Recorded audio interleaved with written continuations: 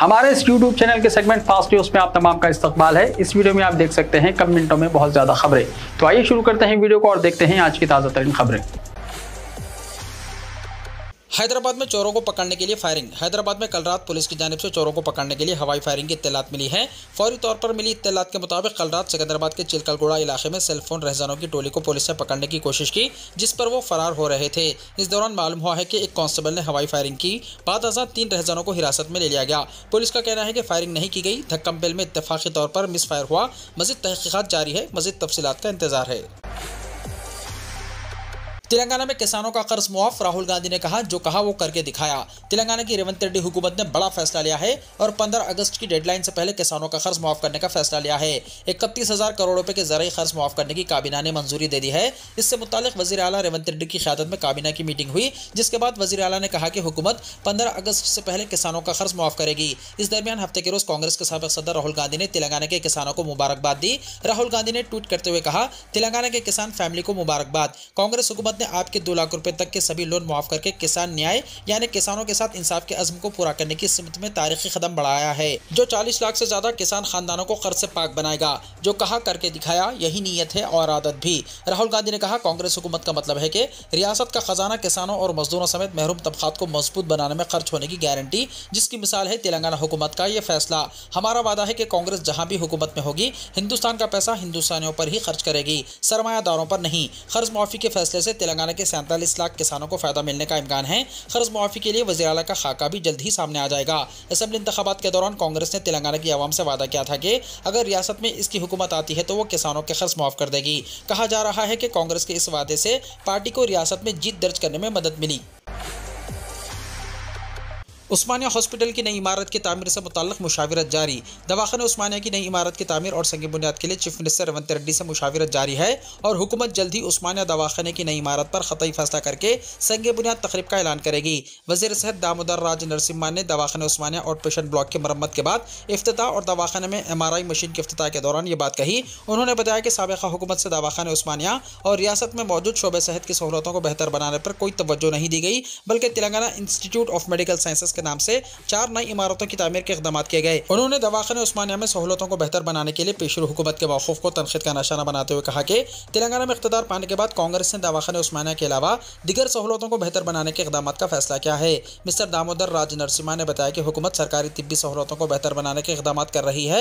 उन्होंने बताया कि हुकूमत से दवाख़ाने उस्मानिया की नई इमारत पर जल्द फैसला करके इक़दाम का आगाज़ किया जाएगा और हुकूमत तमाम की तजावीज़ के हुसूल और उनका जायज़ा लेने के बाद फैसला करेगी।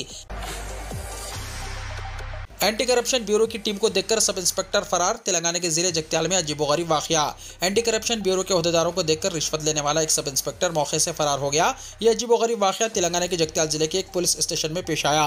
तफसीलात के मुताबिक जिले जगत्याल के रायकल मंडल हेडक्वार्टर में रिश्वत सतानी के इल्जाम में एक सब इंस्पेक्टर को पकड़ने के लिए एंटी करप्शन ब्यूरो की टीम पुलिस स्टेशन में इसका इंतजार कर रहे थे। ACP ज़राए ने बताया कि सब इंस्पेक्टर अजय और रेत के ट्रांसपोर्टर्स ने बगैर किसी रुकावट के रेत की मुंतकिली के लिए इत्तेफाक किया था। बदले में रेत के ताजिरों ने एक दरमियानी शख्स के जरिए इसे 25,000 रुपये रिश्वत देने का वादा किया। ताहम रेत के ताजिरों ने ACP हुक्काम से भी राब्ता किया, जिन्होंने सब इंस्पेक्टर को रंगे हाथों पकड़ने का प्लान बनाया। प्लान के तहत सब इंस्पेक्टर को रकम लेने के लिए जुमे को रात 11 बजे के बाद पुलिस स्टेशन आने की ख्वाहिश की गई। जब सब इंस्पेक्टर पुलिस स्टेशन पहुंचा तो इसने ACP टीम को देख लिया और फरार होने में कामयाब हो गया। दरमियानी शख्स जो रकम हवाले करने के लिए मौके पर पहुंच गया था, इसको हिरासत में ले लिया गया, जबकि फरार होने वाले पुलिस अहदेदार को पकड़ने की कोशिश की जा रही है। आंध्र प्रदेश में YSR कांग्रेस पार्टी के ज़ेर तामीर दफ्तर को बुलडोजर से तोड़ दिया गया। आंध्र प्रदेश के गुंटूर जिले में YSR कांग्रेस पार्टी के ज़ेर तामीर दफ्तर को अहदेदारों ने गैर कानूनी तामीर करार देते हुए मुनहदम कर दिया। ज़ेर तामीर इमारत को हफ्ते की अलग सुबह बुलडोजर से ज़मीन बोस कर दिया गया। YSRCP कायदीन TDP पर इंतखामी सियासत में मुलव्विस होने का इल्ज़ाम लगा रहे हैं। YSRCP कायदीन ने हुकूमत पर इल्ज़ाम लगाया है कि वो हाई कोर्ट से रुजू करने के बावजूद पार्टी दफ्तर को गैर कानूनी तौर पर मिसमार कर रही है। YSRCP कायदीन ने दावा किया है कि उन्होंने APCRDA के फैसले को चैलेंज करते हुए अदालत से रुजू किया है। अदालत की जानिब से मिसमारी रोकने का हुक्म देने के बावजूद CRDA के हुक्काम ने हंगामा आराई करते हुए इमारत को मिसमार कर दिया। बताया जाता है कि गुंटूर जिले के ताड़ीपल्ली मंडल के सीतानगरम गांव में महकमे आबपाशी की 14 एकड़ अराजी है। ओहदेदारों का कहना है कि वाई जगन मोहन रेड्डी ने इस अराजी पर कब्जा करते हुए 2 एकड़ पर पार्टी ऑफिस तामीर करने का फैसला किया था। वाईएसआर कांग्रेस के दौरे हुकूमत में इस अराजी को इंतहाई कम कीमत में पार्टी के दफ्तर की तामीर के लिए लीज पर लिया गया। इस लीज को महकमे आबपाशी की जानिब से इजाजत भी नहीं ली गई और तामीरी कामों की इजाजत भी नहीं ली गई, जिसकी वजह से इस गैर कानूनी तामीर को मुनहदम कर दिया गया। बताया गया है कि सिर्फ 2 घंटे में पार्टी दफ्तर को बुलडोजर से तबाह कर दिया गया। म्युनिसिपल हुक्काम ने यह इंतहाम पुलिस की भारी तैनाती के दरमियान अमल में लाया। वाईएसआरसीपी का दफ्तर चंद्रबाबू नायडू की रिहाइशगाह से टीडीपी दफ्तर तक के रास्ते पर तामीर किया जा रहा था। नीट के 1563 उम्मीदवारों का कल दोबारा एग्जाम। नीट यूजी का 1563 उम्मीदवारों के लिए दोबारा एग्जाम इतवार को मुनक्किद होगा। नेशनल टेस्टिंग एजेंसी यानी एनटीए और मरकजी वजारत तालीम के अहदेदार एग्जाम के वक्त इम्तहानी मराकज़ पर मौजूद रहेंगे। एनटीए के अहदेदार ने बताया कि मेघालय, हरियाणा, छत्तीसगढ़, गुजरात और चंडीगढ़ के 7 मराकज़ पर यह एग्जाम मुनक्किद होगा, क्योंकि इन सेंटरों पर एग्जाम में शिरकत करने वाले तलबा को ताखिर की वजह से पाबजाई के तौर पर जो ग्रेस मार्क्स दिए गए थे, इसे एनटीए ने वापस ले लिया है। नीट में एक ही मरकज़ के 6 तलबा की जानिब से 720 में से 720 निशानात हासिल करने और 61 तलबा के सरफहरिस्त आने की वजह से मामला तनाज़े का शिकार हो गया और ये तनाज़ा अब सुप्रीम कोर्ट में ज़ेर गौर है। पेपर लीक करने वालों को 10 साल की सजा और 1 करोड़ रुपए जुर्माना। एंटी पेपर लीक कानून नाफिज। नीट यूजी के पर्चे के इफ्शा के इल्जामात और यूजीसी नीट एग्जाम की मनसूखी को लेकर मुल्क भर में तलबा की जानिब से एहतजाज किया जा रहा है। इसी दरमियान मरकजी हुकूमत ने एक अहम फैसला लेते हुए पेपर लीक को रोकने के लिए सख्त कानून नाफिज कर दिया है। मरकज ने इस सिलसिले में एक कानून नाफिज किया है, जिसका मकसद एग्जाम्स में पेपर लीक और नकल नवीसी को रोकना है। इस कानून को मरकजी हुकूमत ने जारी साल फरवरी में मंजूर किया था और 22 जून से यह नाफिजुल अमल रहेगा। इस कानून के तहत मुजरिमों के लिए ज़्यादा से ज़्यादा 10 साल कैद और 1 करोड़ रुपए तक के जुर्माने का लुज़ुम है। यह कानून एक ऐसे वक्त में नाफिज किया गया है जब मरकजी वजीर तालीम धर्मेंद्र प्रधान से पूछा गया था कि इस कानून को कब से नाफिज किया जाएगा, तो वजीर तालीम ने जवाब में बताया था कि वजारत इस हवाले से उसूल और ज़वाबित मुरतब कर रही है। इस कानून के तहत इस बात की भी गुंजाइश है कि अगर कोई इदारा मुनज़्ज़म तौर पर पर्चे के इफ्शा के जुर्म में मुलविस पाया गया तो उसके असासे जात जब्त किए जा सकते हैं और एग्जाम्स के खर्चात भी इस इदारे से वसूल किए जा सकते हैं। साथ ही एग्जाम्स के दौरान अगर कोई उम्मीदवार नामुनासिब तरीक़ा इस्तेमाल करते हुए पकड़ा जाता है तो इसके खिलाफ इम्तिहानी इदारे की दफात के मुताबिक कार्रवाई की जा सकती है। राम मंदिर की प्राण प्रतिष्ठा तकरीब में हिस्सा लेने वाले पुजारी का देहांत। अयोध्या में रामलल्ला की मूर्ति की प्राण प्रतिष्ठा तकरीब में हिस्सा लेने वाले प्रमुख पुजारी आचार्य लक्ष्मीकांत दीक्षित का 86 साल की उम्र में देहांत हो गया। वो गुज़िश्ता कुछ दिनों से खराबे सेहत से मुतासर थे। हफ्ते के दिन यानी आज उन्होंने आखिरी सांस ली। ये बात खानदानी ज़राए ने बताई। काशी के नामवर पंडितों में शुमार किए जाने वाले लक्ष्मीकांत का ताल्लुक रियासत महाराष्ट्र के शोलापुर जिले से था, लेकिन इनका खानदान कई नस्लों से काशी में ही आबाद है। वज़ीर आज़म नरेंद्र मोदी, चीफ मिनिस्टर उत्तर प्रदेश योगी आदित्यनाथ और दीगर शख्सियात ने लक्ष्मीकांत के देहांत पर गहरे रंज का इजहार किया है। बिहार में फिर एक पुल मुनहदम। गंडक नहर पर मौजूद पुल गिरने से कई गांवों की आमदोरफ्त मुतासिर। बिहार में एक बार फिर नदी पर बना पुल टूटने का मामला सामने आया है। मीडिया रिपोर्ट्स के मुताबिक सीवान में गुंडक नदी पर बना पुल हफ्ते के रोज अचानक टूटकर गिर गया। इस हादसे में हालांकि किसी जाने नुकसान की इत्तला नहीं है, लेकिन आसपास के गाँव वालों को आमदोरफ्त में मुश्किलात का सामना करना पड़ रहा है। मुकामी लोगों का कहना है कि पिल्लर धंसते ही कुछ मिनट के अंदर पुल पूरी तरह मुनहदम हो गया। बताया जाता है कि दरोंडा ब्लॉक के रामगढ़ा पंचायत का यह पुल बहुत पुराना था और पानी के दबाव के सबब पिल्लर में कटाव होने लगा था, जिससे अचानक पिल्लर गिर गया और फिर देखते ही देखते पुल भी टूट गया। इस पुल के टूटने से कई गांवों की आमदोरफ्त मुतासिर होगी। मुकामी लोगों के मुताबिक अब आसपास के गांव में जाने के लिए तवील दूरी तय करनी पड़ेगी। मुकामी अवाम ने जल्द इस पुल की तामीर का मुतालबा किया है ताकि लोगों को मुश्किलात का सामना ना करना पड़े। मुकामी अफराद का कहना है कि यह पुल तकरीबन 20 से 25 साल पुराना था। कुछ लोगों का यह भी कहना है कि 2 दिन पहले इसमें शिकाब देखा गया था और हफ्ते की सुबह यह पुल पूरी तरह टूट गया। इससे पहले अररिया जिले में मंगल के रोज बकरा नदी पर बना पुल धंस गया था। इस पुल का तो इफ्तिताह भी नहीं हुआ था। सक्टी ब्लॉक वाक़ बकरा नदी के पड़िया घाट पर पुल की तामीर हुई थी और मंगल के रोज पुल के 2-3 पिल्लर नदी में धंस गए और फिर पुल भी धंस गया। दिल्ली में शेख हसीना का इस्तकबाल करते हुए खुश हुई वज़ीर आज़म मोदी ने कहा।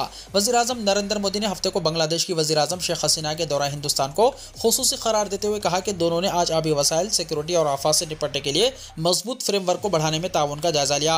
उन्होंने कहा कि मुझे वज़ीर आज़म शेख हसीना का दिल्ली में इस्तकबाल करते हुए खुश हुई। सोशल मीडिया प्लेटफॉर्म पर राष्ट्रपति भवन में शेख हसीना के रस्मी इस्तकबाल और 2 तरफा बातचीत की तस्वीर शेयर करते हुए उन्होंने कहा कि हम गुज़िश्ता 1 साल में तकरीबन 10 बार मिले हैं, लेकिन यह दौरा इसलिए खास है क्योंकि हमारी हुकूमत की तीसरी खासी मुद्दत में इख्तिदार में आने के बाद वो हमारी पहली सरकारी मेहमान हैं। नेबरहुड फर्स्ट हो, एक्ट ईस्ट हो या सागर पॉलिसी, इन सब में बांग्लादेश अहम है। मोदी ने कहा कि पिछले 1 साल में हिंदुस्तान और बांग्लादेश ने इंफ्रास्ट्रक्चर, कनेक्टिविटी, तिजारत और तवानाई जैसे शोबों में नुमाया तरक्की की है। अब हम आगे देख रहे हैं और सब्ज तवानाई, डिजिटल टेक्नोलॉजी और खला जैसे शोबों में मिलकर काम करने की कोशिश कर रहे हैं।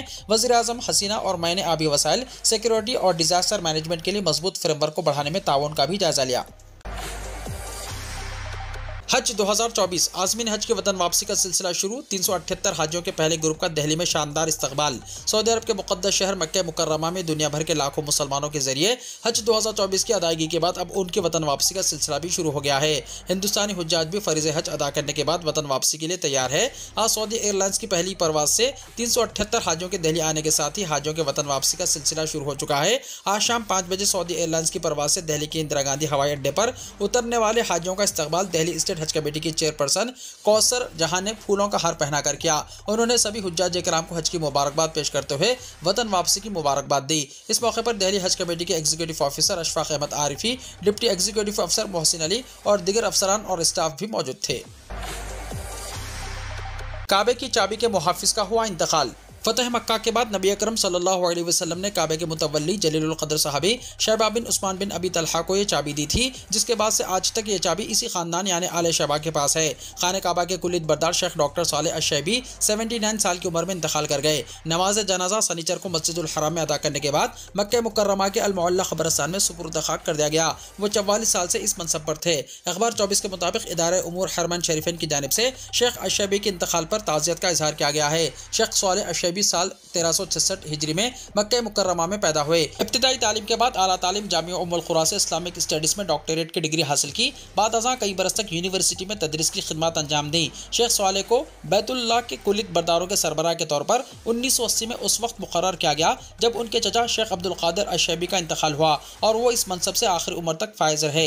अश-शैबी के पास खाना काबा के दरवाजे की कुलिद होती है। वो गुस्ल के वक्त दरवाजे को खोलते थे। इलावाज़े गिलाफ काबा की तब्दीली के वक्त भी वो इस अमल की सरबराही करते थे। वाज़ेह है अस्सादन वो शख्स होता है जिसके पास खाने काबा की चाबी होती है।